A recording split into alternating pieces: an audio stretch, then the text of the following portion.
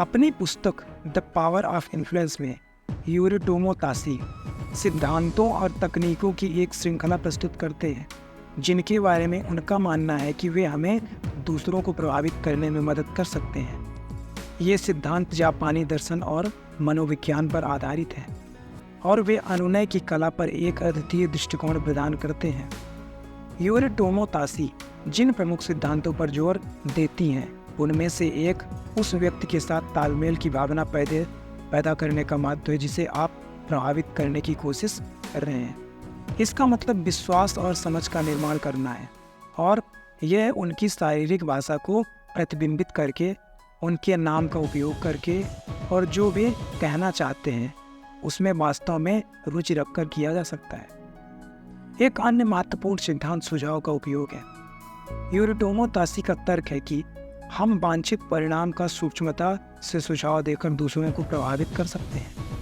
यह भाषा, शारीरिक भाषा और यहाँ तक कि मौन के उपयोग के माध्यम से भी किया जा सकता है। योरिटोमो ताशी आत्मविश्वास और उपस्थिति के महत्व पर भी चर्चा करती है।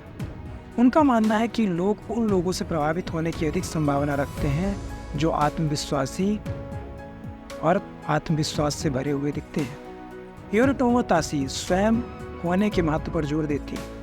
उनका तर्क है कि लोग एक मील दूर से ही नकली चीज पहचान सकते हैं और दूसरों को प्रभावित करने का सबसे अच्छा तरीका वास्तविक और प्रामाणिक होना है।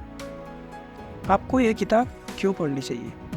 दोस्तों, आइए जानते हैं कि आपको यह किताब क्यों पढ़नी चाहिए। द पावर ऑफ इन्फ्लुएंस एक अनूठी और ज्ञानवर्धक पुस्तक है जो अनुनय की कला पर एक नया दृष्टिकोण प्रस्तुत करती है। यदि आप यह सीखने में रुचि रखते हैं कि दूसरों को कैसे प्रभावित किया जाए तो मैं इस पुस्तक को पढ़ने की अत्यधिक रिकमेंडेशन करता हूँ। इस पुस्तक को 3 पार्ट्स में डिवाइड किया गया है। पार्ट नंबर 1, प्रभाव का मनोविज्ञान, the psychology of influence. Part number 2, प्रभाव की तकनीकें, द टेक्निक्स ऑफ इन्फ्लुएंस। और पार्ट नंबर 3, प्रभाव की शक्ति, the power of influence. Part 1 में योरिटोमो ताशी मानव व्यवहार को प्रभावित करने वाले विभिन्न कारकों पर चर्चा करती है। वह लोगों की ज़रूरतों, इच्छाओं और प्रेरणाओं को समझने के महत्व के बारे में बात करती हैं।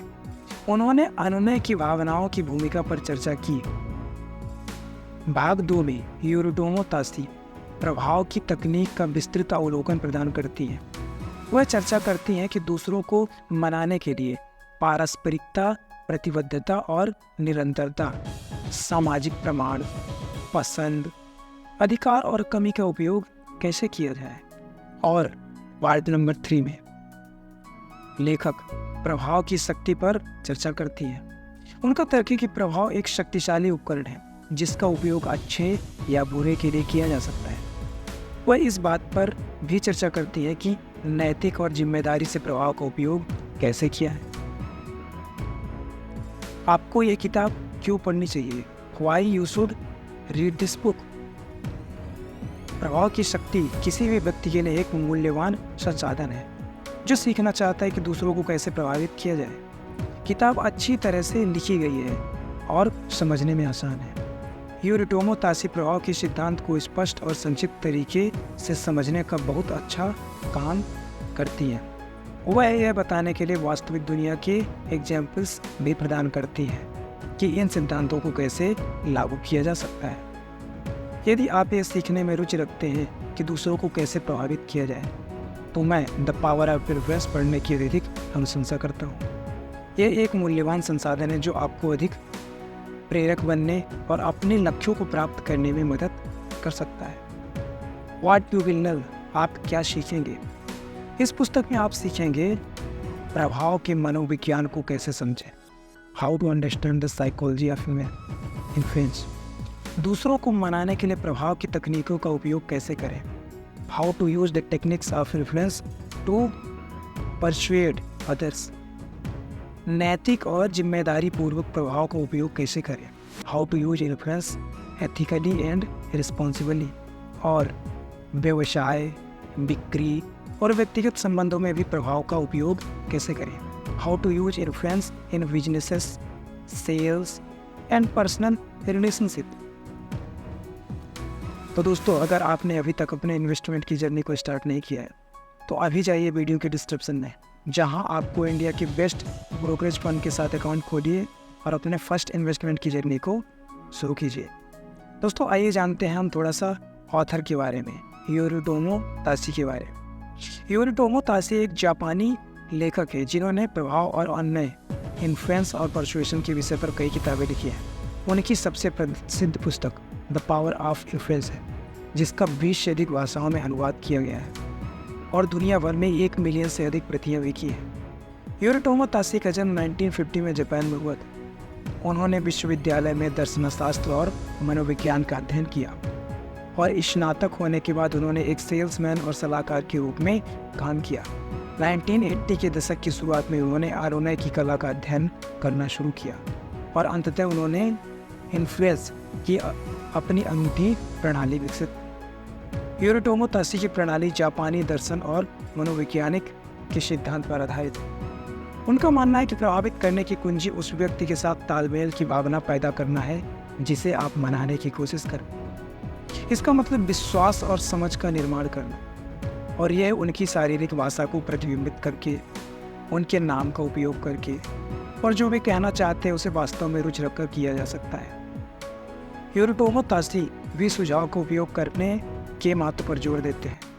उनका लॉजिक है कि हम सूक्ष्मता से वांछित परिणाम का सुझाव देकर दूसरों को प्रभावित कर सकते हैं। यह भाषा, शारीरिक भाषा और यहाँ तक कि मौन के उपयोग के माध्यम से भी किया जा सकता है। योरिटोमो ताशी की प्रभाव प्रणाली का उपयोग दुनिया भर के व्यवसायों, विक्रेताओं और व्यक्तियों द्वारा किया गया है। उन्होंने कानून प्रवर्तन और सैन्य कर्मियों को भी अपना सिस्टम सिखाया है।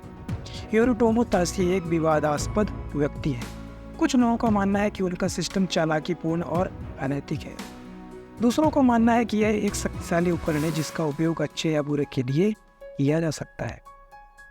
चाहे आप उनके तरीके से सहमत हो या ना हो, इसमें कोई संदेह नहीं है कि योरिटोमो ताशी एक प्रतिभाशाली संचारक है और प्रभावशाली व्यक्ति है। उनकी पुस्तकों ने लाखों लोगों को अनुनय की कला को समझने में मदद की है और उनकी प्रणाली का उपयोग दुनिया के कुछ सबसे सफल लोगों द्वारा किया गया है। तो आइए दोस्तों, अब हम चलते हैं बुक समरी की ओर और हम इस बुक की समरी को कुछ चैप्टर के माध्यम से समझेंगे। तो part number 1, the basics of influence. Part number 1 के चैप्टर नंबर 1 में हम चलते हैं। Chapter number 1, the art of influence. इस चैप्टर में योरिटोमो ताशी ने प्रभाव को दूसरे से वह करने के लिए प्रेरित करने की क्षमता के रूप में परिभाषित किया है जो आप उनसे कराना चाहते हैं। उनका तर्क है कि प्रभाव एक शक्तिशाली उपकरण है जिसका उपयोग अच्छे या बुरे के लिए किया जा सकता है और यह हम पर निर्भर करता है कि हम इसका जिम्मेदारी से उपयोग करें। इसके बाद योरिटोमो ताशी उन विभिन्न तरीकों पर चर्चा करते हैं जिनसे हम दूसरों को प्रभावित कर सकते हैं। उनका लॉजिक है कि हम अपने शब्दों, अपनी शारीरिक भाषा और अपने कार्यों के माध्यम से दूसरों को प्रभावित कर सकते हैं। उनका यह भी तर्क है कि हम संबंध बनाकर, सुझाव की शक्ति का उपयोग करके और प्रभाव के मनोवैज्ञानिक सिद्धांतों को समझकर दूसरों को प्रभावित कर सकते हैं। लेखक प्रभाव की हमारी पूर्व कल्पित धारणाओं को चुनौती देकर शुरू करते हैं, इस बात पर प्रकाश डालते हुए कि यह हेर-फेर या नियंत्रण के बारे में नहीं है। इसके बजाय प्रभाव एक कला है, एक कौशल जिसे सकारात्मक परिणाम लाने के लिए विकसित और परिष्कृत किया जा सकता है। लेखक इस बात पर जोर देते हैं कि सच्चा प्रभाव प्रामाणिकता और अखंडता के स्थान से उत्पन्न होता है। यह विश्वास बनाने, वास्तविक संबंध स्थापित करने और दूसरों की जरूरतों और आकांक्षाओं को समझने के बारे में। इन गुणों को अपनाकर हम अपने व्यक्तिगत और व्यावसायिक जीवन दोनों में परिवर्तन के उत्प्रेरक बन जाते हैं। योरिटोमो ताशी प्रभाव की कला में आत्म जागरूकता के महत्व के माध्यम से हमारा मार्गदर्शन करते हैं। स्वयं को समझने से अपने विचारों, भावनाओं और कार्यों की शक्ति हम दूसरों पर पड़ने वाले प्रभाव के प्रति अधिक अभ्यस्त हो जाते हैं।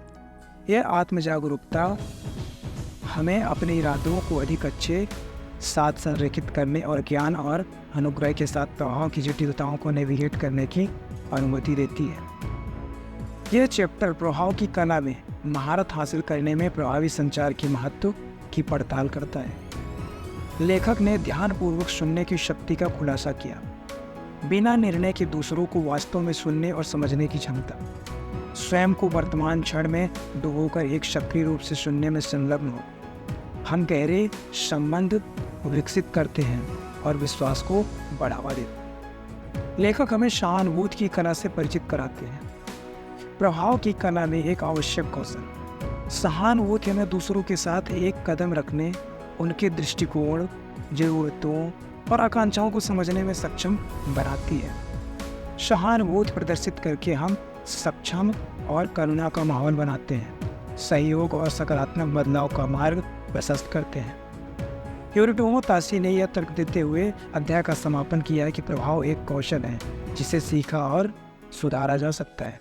वह पाठकों को अपने रोजमर्रा के जीवन में प्रभाव के सिद्धांतों का अभ्यास करने और अपने प्रभाव को उपयोग अच्छे के लिए करने के लिए प्रोत्साहित करते हैं। Chapter number 2, the power of suggestions.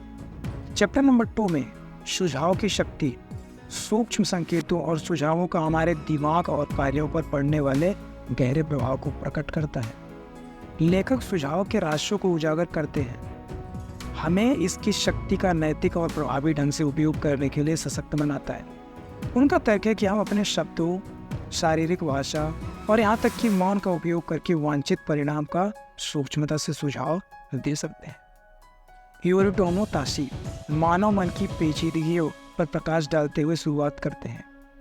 हमारा दिमाग सुझाव के प्रति संवेदनशील होता है और जब कुशलता से उपयोग किया जाता है तो सुझाव हमारे विश्वासों, प्राथमिकताओं और कार्यों को आकार दे सकता है। सुझाव के तंत्र को समझकर हम अपने दैनिक जीवन में इसके प्रभाव के बारे में अधिक जागरूक हो जाते हैं। लेखक ने सुझाव को लोगों की जागरूकता के बिना उनके विचारों, भावनाओं या व्यवहारों को प्रभावित करने के लिए की प्रक्रिया के रूप में परिभाषित करना शुरू किया। उनका तर्क है कि सुझाव एक शक्तिशाली उपकरण है जिसका उपयोग लोगों के दिमाग को बदलने, उन्हें कार्यवाही करने के लिए प्रेरित करने और यहाँ तक कि उन्हें कुछ भावनाओं को महसूस कराने के लिए किया जा सकता है। लेखक सचेत सुझाव की कला के माध्यम से हमारा मार्गदर्शन करते हैं। उन्होंने खुलासा किया कि हमारे शब्द, आवाज़ का लहजा, शारीरिक भाषा और यहाँ तक कि हमारा वातावरण भी दूसरों को सूक्ष्मता से प्रभावित कर सकता है। अपने कम्युनिकेशन में जागरूकता और इरादे पैदा करके हम पॉजिटिव रिजल्ट्स के लिए दूसरों को प्रेरित करने, प्रोत्साहित करने और मार्गदर्शन करने के लिए सुझाव का उपयोग करने में माहिर हो जाते हैं। चैप्टर नैतिक अनुनय और सुझाव के जिम्मेदार उपयोग के महत्व की पड़ताल करता है। योरिटोमो ताशी इस बात पर जोर देते हैं कि प्रभाव का इस्तेमाल कभी भी दूसरों को उनकी इच्छा के विरुद्ध हेरफेर करने या मजबूर करने के लिए नहीं किया जाना चाहिए। इसके बजाय यह व्यक्तियों को उनकी उच्चतम क्षमता की ओर मार्गदर्शन करने और उन्हें सशक्त विकल्प चुनने में मदद करने का एक उदाहरण है। लेखक हमारे विश्वासों, आत्मधारणा को आकार देने में सुझाव की शक्ति पर प्रकाश डालते हैं। वह बताते हैं कि कैसे हमारा आंतरिक संवाद और जो सुझाव हम स्वयं और दूसरों से स्वीकार करते हैं वे हमारी क्षमता को सीमित या विस्तारित कर सकते हैं। सशक्त सुझावों को सचेत रूप से चुनकर हम अपनी मानसिकता को बदल सकते हैं और उल्लेखनीय विकास हासिल कर सकते हैं। लेखक ने लक्ष्य प्राप्ति के क्षेत्र में सुझाव के महत्व का खुलासा किया। वह स्पष्ट सकारात्मक लक्ष्य निर्धारित करने और सुझाव के माध्यम से उन्हें सुदृढ़ करने की शक्ति पर प्रकाश डालते हैं। अपने विचारों, शब्दों और कार्यों को अपने वांछित परिणामों के साथ लगातार संरेखित करके हम अपनी आकांक्षाओं को प्रकट करने के लिए सुझाव को परिवर्तनकारी शक्ति का उपयोग करते हैं। दोस्तों, अगर वीडियो आपको पसंद आ रही है तो वीडियो को लाइक कीजिए और चैनल को सब्सक्राइब करना ना भूलें।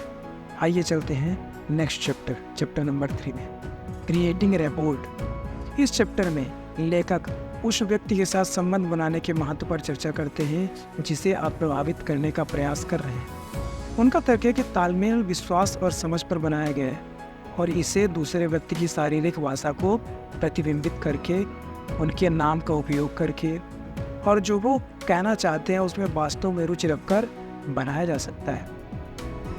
योरिटोमो ताशी ने तालमेल को दो लोगों के बीच संबंध और समझ की भावना के रूप में परिभाषित किया है। उनका लॉजिक है कि प्रभाव के लिए तालमेल आवश्यक है, क्योंकि इससे लोगों को हमारी बात सुनने और हमारी बात मानने की अधिक संभावना होती है। तालमेल क्यों महत्वपूर्ण है? Why is rapport important? ऐसे कई कारण हैं जिनकी वजह से प्रभाव के लिए तालमेल महत्वपूर्ण है। यहाँ कुछ सबसे महत्वपूर्ण कारण दिए गए हैं। तालमेल लोगों को हमारी बात सुनने की अधिक संभावना बनाता है। जब हमारा किसी के साथ तालमेल होता है तो इस बात की अधिक संभावना होती है कि हम जो कहना चाहते हैं उसके लिए वे खुले हैं। उनकी हम पर ध्यान देने और हमारी बात पर विचार करने की अधिक संभावना है। तालमेल लोगों को हमारे द्वारा राजी किए जाने की अधिक संभावना बनाता है। जब हमारा किसी के साथ तालमेल होता है तो इस बात की अधिक संभावना होती है कि वे हमारे तर्कों से सहमत हो जाएं। वे चीज़ों को हमारे तरीके से देखने और हमसे सहमत होने की अधिक संभावना रखते हैं। तालमेल लोगों को हम पर भरोसा करने की अधिक संभावना बनाता है। जब हमारा किसी के साथ तालमेल होता है तो वे हम पर भरोसा करने की अधिक संभावना रखते हैं। उनकी यह मानने की अधिक संभावना है कि हम दिल से उनके सर्वोत्तम हित चाहते हैं और हम उन्हें हेर फेर करने की कोशिश नहीं कर रहे हैं। तालमेल कैसे बनाएं? How to make rapport. दूसरों के साथ संबंध बनाने के कई तरीके हैं। यहाँ कुछ सबसे प्रभावशाली तरीके दिए गए हैं। नंबर 1, दूसरे व्यक्ति की शारीरिक भाषा को प्रतिबिंबित करें। Mirror the other persons body language. इसका मतलब है कि उनकी मुद्रा, उनके चेहरे के भाव और उनके हाव भाव का मिलान करना। दूसरे व्यक्ति की शारीरिक भाषा को प्रतिबिंबित करने से पता चलता है कि आप उन पर ध्यान दे रहे हैं और वे जो कहना चाहते हैं उसमें आपकी रुचि है। नंबर 2, दूसरे व्यक्ति के नाम का प्रयोग करें। Use the other persons name. इससे पता चलता है कि आप उन पर ध्यान दे रहे हैं और एक व्यक्ति के रूप में आप उनमें रुचि रखते हैं। यह परिचितता और जुड़ाव की भावना पैदा करने में भी मदद करता है। दूसरे व्यक्ति को क्या कहना है उसमें सच्ची दिलचस्पी रखें। इसका मतलब है कि सवाल पूछना, ध्यान से सुनना और दिखाना कि आप बातचीत में लगे हुए हैं। जब आप वास्तव में इस बात में रुचि रखते हैं कि दूसरा व्यक्ति क्या कहना चाहता है तो इस बात की अधिक संभावना है कि वे भी इस बात में रुचि लेंगे कि आप क्या कहना चाहते हैं। नंबर 4, सकारात्मक और उत्साही रहें। Be positive and enthusiastic. इससे पता चलता है कि आप आश्वस्त हैं और आप जो कह रहे हैं उस पर आपको विश्वास है। इससे दूसरे व्यक्ति को आपकी बात के बारे में सकारात्मक और उत्साही होने की अधिक संभावना होती है। नंबर 5, दिखाएं कि आप उन्हें ध्यान से सुन रहे हैं। So that you are listening attentively. इसका मतलब है कि आँख मिलाना, सिर हिलाना और स्पष्ट प्रश्न पूछना। जब आप दिखाते हैं कि आप ध्यान से सुन रहे हैं तो दूसरे व्यक्ति को लगता है कि उसने सुना और समझा है, जिससे संबंध बनाने में मदद मिलती है। अब part number 2, the psychology of influence. Part number 2 में चैप्टर नंबर 4 कुछ इस तरह है, द साइकोलॉजी ऑफ इन्फ्लुएंस। तो दोस्तों, इस चैप्टर में योरिटोमो ताशी उन मनोवैज्ञानिक सिद्धांतों पर चर्चा करते हैं जो प्रभाव डालते हैं। उनका लॉजिक है कि हम उन लोगों से प्रभावित होने की अधिक संभावना रखते हैं जिन्हें हम अपने जैसा मानते हैं, जो अपने क्षेत्र में विशेषज्ञ हैं या जिन पर हमें भरोसा है। योरिटोमो ताशी ने प्रभाव के मनोविज्ञान को हमारे विचारों, भावनाओं और व्यवहारों को प्रभावित करने वाले कारकों का अध्ययन के रूप में परिभाषित करना शुरू किया। उनका तर्क है कि प्रभाव का मनोविज्ञान यह समझने के लिए महत्वपूर्ण है कि हम दूसरों से कैसे प्रभावित हो सकते हैं और हम इन सिद्धांतों के बारे में अपने ज्ञान का उपयोग दूसरों को प्रभावित करने के लिए कैसे कर सकते हैं। प्रभाव के 6 सिद्धांत, द 6 प्रिंसिपल ऑफ इन्फ्लुएंस। योरिटोमो ताशी ने फिर प्रभाव के 6 सिद्धांतों पर चर्चा की है, जो कि कुछ इस तरह है। पारस्परिकता, रेसिप्रोसिटी। हम उन लोगों से प्रभावित होने की अधिक संभावना रखते हैं जिन्होंने हमारे लिए कुछ अच्छा किया है। प्रतिबद्धता और निरंतरता, कमिटमेंट एंड कंसिस्टेंसी। हम उन लोगों से प्रभावित होने की अधिक संभावना रखते हैं जिन्होंने किसी चीज़ के प्रति प्रतिबद्धता जताई है या जो अपने व्यवहार में सुसंगत रहे हैं। सामाजिक प्रमाण, सोशल प्रूफ। हम उन लोगों से प्रभावित होने की अधिक संभावना रखते हैं जिन्हें हम अपने जैसा मानते हैं या जो अपने क्षेत्र में विशेषज्ञ हैं। अधिकार, अथॉरिटी। हम उन लोगों से प्रभावित होने की अधिक संभावना रखते हैं जिन्हें हम अधिकार की स्थिति में मानते हैं। पसंद करना, लाइकिंग। हम उन लोगों से प्रभावित होने की अधिक संभावना रखते हैं जिन्हें हम पसंद करते हैं। और लास्ट है कमी, स्कैर्सिटी।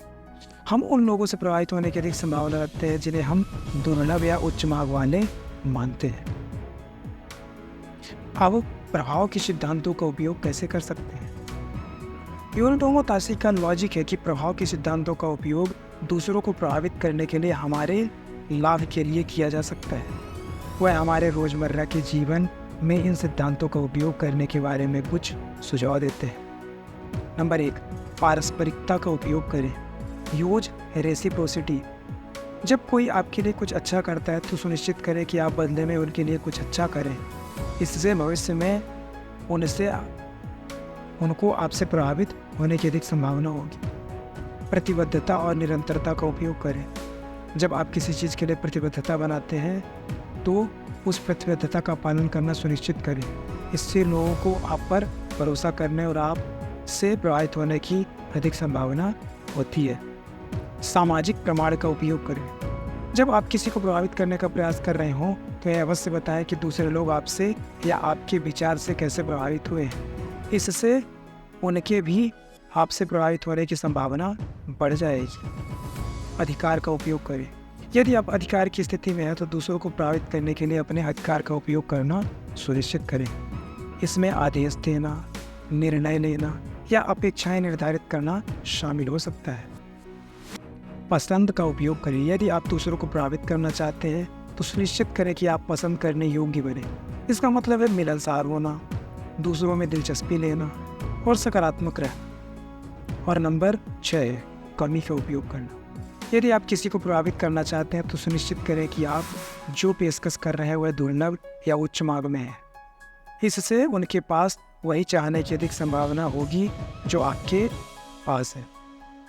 दोस्तों, अगर वीडियो आपको पसंद आ रही है तो वीडियो को लाइक करना ना भूलें, साथ ही चैनल को सब्सक्राइब जरूर करें। आइए चलते हैं चैप्टर नंबर 5 में, the art of persuasion. Chapter number 5 में यूरोटोमो ताशी अनुनय की कला पर चर्चा करते हैं और हम इसका उपयोग दूसरों को प्रभावित करने के लिए कैसे कर सकते हैं। उनका तर्क है कि अनुनय तर्क भावना और अधिकार का उपयोग करके दूसरे व्यक्ति को चीज़ों को अपने तरीके से देखने के लिए मनाने के बारे में है। लेखक ने अनुनय को दूसरों को वह करने के लिए प्रभावित करने की कला के रूप में परिभाषित करना शुरू किया जो आप उनसे कराना चाहते हैं। उनका तर्क है कि अनुनय एक शक्तिशाली उपकरण है जिसका उपयोग हमारे व्यक्तिगत और व्यावसायिक जीवन दोनों में हमारे लक्ष्यों को प्राप्त करने के लिए किया जा सकता है। अनुनय के 3 स्तंभ, द 3 पिलर्स ऑफ परसुएशन। लेखक अनुनय के 3 स्तंभों पर चर्चा करते हैं, तर्क, भावना और अधिकार। लॉजिक, तर्क किसी को समझने के लिए कारण और साक्ष्य का उपयोग है। इसका मतलब है कि अपना पक्ष रखने के लिए तथ्यों, आंकड़ों और तार्किक तर्कों का उपयोग करें। भावना, इमोशंस। किसी को मनाने के लिए भावनाओं का उपयोग करना जरूरी है। इसका मतलब है कि दूसरे व्यक्ति के दिल के साथ साथ उसके दिमाग को भी आकर्षित करना। नंबर 3, अथॉरिटी, अधिकार। अधिकार किसी को मनाने के लिए स्थिति या स्थिति का उपयोग है। इसका मतलब है कि दूसरे व्यक्ति को अपने नेतृत्व का पालन करने के लिए मनाने के लिए अपनी शक्ति की स्थिति या अपनी विशेषज्ञता का उपयोग करना। अनुनय के 3 स्तंभों का उपयोग कैसे करें, आइए जानते हैं इसे हम थोड़ा सा विस्तार से। यूरोटोमो ताशी का तर्क है कि शक्तिशाली प्रेरक तर्क बनाने के लिए अनुनय के 3 स्तंभों का एक साथ उपयोग किया जा सकता है। वह हमारे रोजमर्रा के जीवन में इन स्तंभों का उपयोग कैसे करें, इसके बारे में कुछ सुझाव देते हैं। अपना मामला बनाने के लिए तर्क का प्रयोग करें। Use logic to build your case. जब आप किसी को मनाने की कोशिश कर रहे हैं तो अपना मामला बनाने के लिए तर्क का उपयोग करना सुनिश्चित करें। इसका मतलब है कि अपनी स्थिति का समर्थन करने के लिए तथ्य, आंकड़े और तार्किक तर्क प्रदान करना। दूसरे व्यक्ति से जुड़ने के लिए भावना का प्रयोग करें। Use emotions to connect with the other person. तर्क का उपयोग करने के अलावा दूसरे व्यक्ति से जुड़ने के लिए भावनाओं का उपयोग करना भी सुनिश्चित करें। इसका मतलब है कि उनके दिल के साथ साथ उनके दिमाग को भी आकर्षित करना। और नंबर 3, अपने तर्क को विश्वसनीयता प्रदान करने के लिए अधिकार का प्रयोग करें। Use authority to lend credibility to your argument. यदि आपके पास अधिकार या विशेषज्ञता की स्थिति है तो अपने तर्क को विश्वसनीयता प्रदान करने के लिए उसका उपयोग करना सुनिश्चित करें।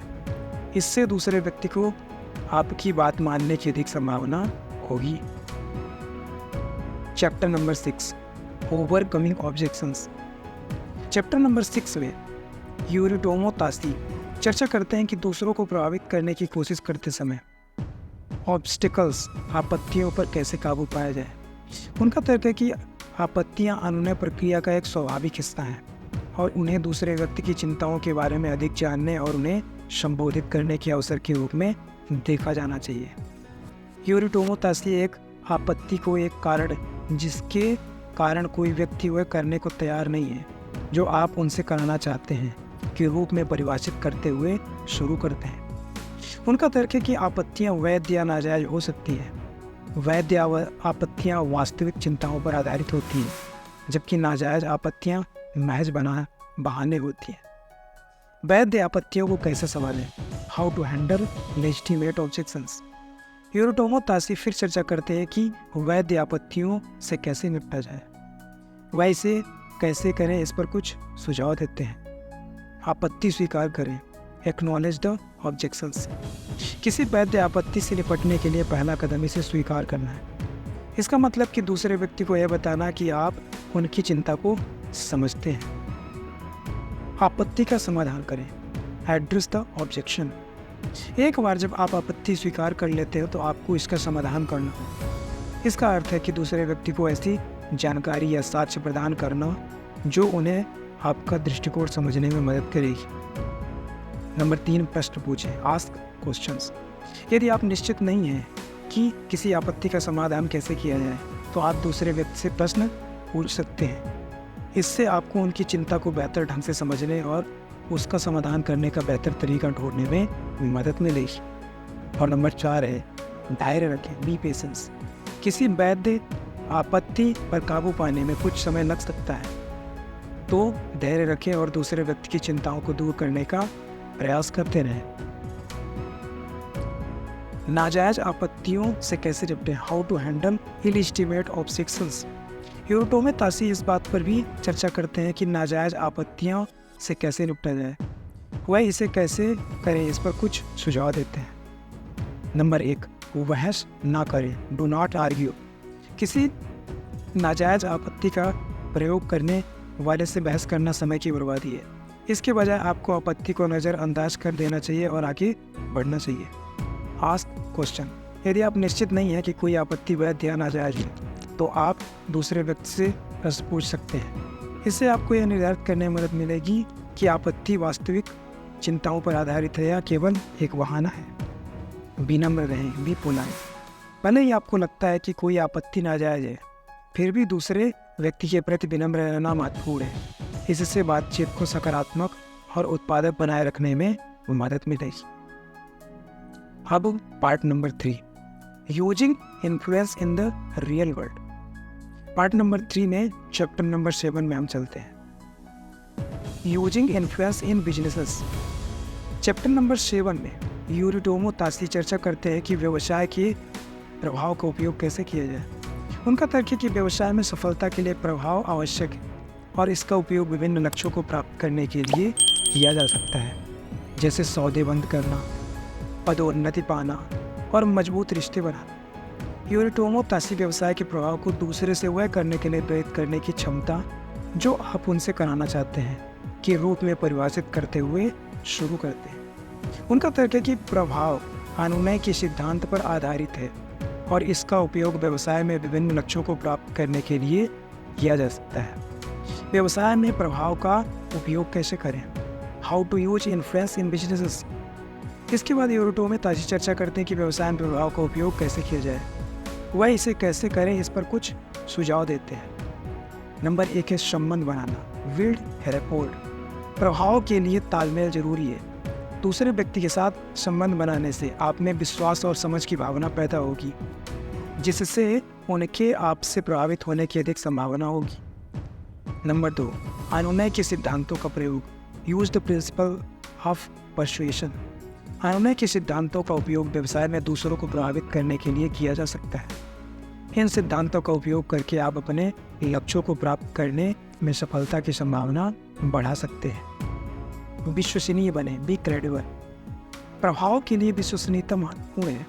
यदि आप चाहते हैं कि दूसरे आपसे प्रभावित हों, तो आपको ऐसा व्यक्ति बनना होगा जो जानकार, ईमानदार और भरोसेमंद हो। और नंबर 4 है विश्वास रखें, बी कॉन्फिडेंट। आत्मविश्वास एक शक्तिशाली प्रेरक है। जब आप खुद पर और अपने संदेश पर विश्वास करते हैं तो दूसरों को प्रभावित करना बहुत आसान हो जाता है। व्यवसाय में प्रभाव का उपयोग कैसे करें, इसके उदाहरण कुछ इस तरह। यूरो तासी व्यवसाय में प्रभाव का उपयोग करने के कुछ उदाहरण भी प्रदान करते हैं, जैसे कि सौदे बंद करना, क्लोजिंग डील्स। आप दूसरे व्यक्ति के साथ संबंध बनाकर, उनकी ज़रूरतों को समझकर और एक आकर्षक प्रस्ताव पेश करके सौदे बंद करने के लिए प्रभाव का उपयोग कर सकते हैं। पदोन्नत होना, गेटिंग प्रमोटेड। आप अपने वरिष्ठों के साथ संबंध बनाकर, कंपनी के लिए अपना मूल्य प्रदर्शित करके और एक टीम खिलाड़ी बनकर पदोन्नत पाने के लिए प्रभाव का उपयोग कर सकते हैं। मजबूत रिश्ते बनाना, बिल्डिंग स्ट्रॉन्ग रिलेशनशिप। आप एक अच्छे श्रोता बनकर, सहयोगी बनकर और भरोसेमंद बनकर अपने सहकर्मियों, ग्राहकों और उनके साथ मजबूत रिश्ते बनाने के लिए प्रभाव का उपयोग कर सकते हैं। दोस्तों, अगर वीडियो आपको पसंद आ रही है तो वीडियो को लाइक कीजिए और चैनल को सब्सक्राइब करना ना भूलें। आइए चलते हैं नेक्स्ट चैप्टर नंबर 8 में, using influence in personal relationship. इस चैप्टर में यूरो तासी चर्चा करते हैं कि पर्सनल रिलेशनशिप में प्रभाव का उपयोग कैसे किया जाए। उनका तर्क है कि मजबूत और स्वस्थ रिश्तों के लिए प्रभाव आवश्यक है और इसका उपयोग विभिन्न लक्ष्यों को प्राप्त करने के लिए किया जा सकता है, जैसे संघर्ष को हल करना, जो आप चाहते हैं उसे प्राप्त करना और विश्वास बनाना। यूरो तासी व्यक्तिगत संबंधों में प्रभाव को परिभाषित करते हुए शुरू करते हैं। दूसरों को वह करने की क्षमता जो आप उनसे ऐसा करवाना चाहते हैं, जो सम्मानजनक और पारस्परिक रूप से लाभप्रद। उनका लॉजिक है कि प्रभाव अनुनय के सिद्धांतों पर आधारित और इसका उपयोग व्यक्तिगत संबंधों में विभिन्न लक्ष्यों को प्राप्त करने के लिए किया जा सकता है।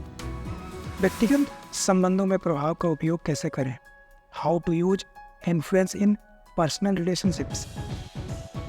सम्मान से रहो, बी रिस्पेक्टफुल। जब आप व्यक्तिगत संबंध में किसी को प्रभावित करने का प्रयास कर रहे हैं तो उनकी राय का सम्मान करना महत्वपूर्ण है। उन पर अपनी राय थोपने की कोशिश न करें। स्पष्ट और संक्षिप्त रहें, बी क्लियर एंड कंसाइज। जब आप व्यक्तिगत संबंध बनाने में किसी को प्रभावित करने का प्रयास कर रहे हों तो स्पष्ट और संक्षिप्त होना सुनिश्चित करें। इसका मतलब है मुद्दे पर जल्दी पहुंचना और शब्दजाल या तकनीकी भाषा से बचना। लचीले बने, बी फ्लेक्सिबल। कभी कभी किसी को प्रभावित करने का सबसे अच्छा तरीका लचीला होना है। इसका मतलब है समझौता करने या अपने दृष्टिकोण बदलने के लिए तैयार है। व्यक्तिगत संबंधों में प्रभाव का उपयोग कैसे करें, इसके कुछ एग्जाम्पल्स हैं। संघर्ष का समाधान, रिजॉल्विंग कॉन्फ्लिक्ट। आप दूसरे व्यक्ति के दृष्टिकोण को समझकर समझौता करने के लिए तैयार रहकर और पारस्परिक रूप से लाभप्रद समाधान ढूंढकर संघर्ष को हल करने के लिए प्रभाव का उपयोग कर सकते हैं। आप जो चाहते हैं उसे पाना, गेटिंग व्हाट यू वांट। आप अपनी इच्छाओं और ज़रूरतों के बारे में स्पष्ट होकर बातचीत के लिए तैयार रहकर और दूसरे व्यक्ति की ज़रूरतों का सम्मान करके व्यक्तिगत संबंध में जो चाहते हैं उसे पाने के लिए प्रभाव का उपयोग कर सकते हैं। विश्वास का निर्माण, बिल्डिंग ट्रस्ट। आप ईमानदार, विश्वसनीय और सहायक बनकर व्यक्तिगत संबंधों में विश्वास बनाने के लिए प्रभाव का उपयोग कर सकते हैं। अब chapter number 9, the future of influence. इस चैप्टर में यूरोटोमो ताशी प्रभाव के भविष्य पर चर्चा करते हैं। उनका तर्क है कि जिस तरह से हम दूसरों को प्रभावित करते हैं वह तेज़ी से बदल रहा है और हमें इन परिवर्तनों के लिए तैयार रहने की ज़रूरत है। यूरोटोमो ताशी की शुरुआत सोशल मीडिया के उदय पर चर्चा से होती है। उनका तर्क है कि सोशल मीडिया हमारे एक दूसरे के साथ बातचीत करने के तरीके को बदल रहा है और यह प्रभाव के नए अवसर पैदा कर रहा है। सोशल मीडिया का उदय, the rise of social media. Social media एक पावरफुल उपकरण है जिसका उपयोग दूसरों को प्रभावित करने के लिए किया जा सकता है। यह हमें दुनिया भर के लोगों से जुड़ने और बड़े दर्शकों के साथ अपने विचार और राय साझा करने की अनुमति देता है। इन्फ्लुएंस पर सोशल मीडिया का impact, the impact of social media on influence. Social media के उदय का हमारे दूसरों को प्रभावित करने के तरीके पर गहरा प्रभाव पड़ा है। इससे लोगों के लिए प्रभावशाली बनना आसान हो रहा है और यह उन्हें वैश्विक दर्शकों तक पहुंचने के लिए एक मंच दे रहा है। प्रभाव का भविष्य, the future of influence. Yoritomo Tashi का तर्क है कि प्रभाव का भविष्य सोशल मीडिया द्वारा आकार दिया जाएगा। उनका मानना है कि हम सूक्ष्म प्रभावों में वृद्धि देखेंगे जिनके सोशल मीडिया पर बड़े पैमाने पर अनुयायी होंगे। उनका यह भी मानना है कि वीडियो और इन्फोग्राफिक्स जैसे संचार के अधिक दृश्य रूपों की ओर बदलाव दिखेंगे।